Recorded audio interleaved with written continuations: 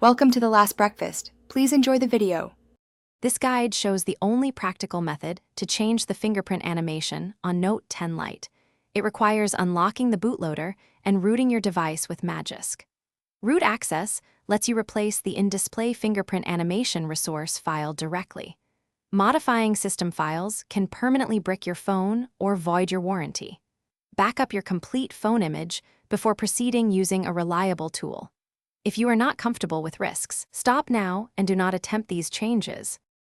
First, enable developer options by tapping build number 7 times in settings. Then enable OEM unlock and USB debugging in developer options on your phone. Unlock the bootloader using Samsung's official method and the Odin flashing process. Download a stock AP image and patch it with Magisk Manager to obtain a patched AP file. Flash the patched AP using Odin to install Magisk and gain root access on the device. Keep a full backup and ensure the battery is at least 50% charged.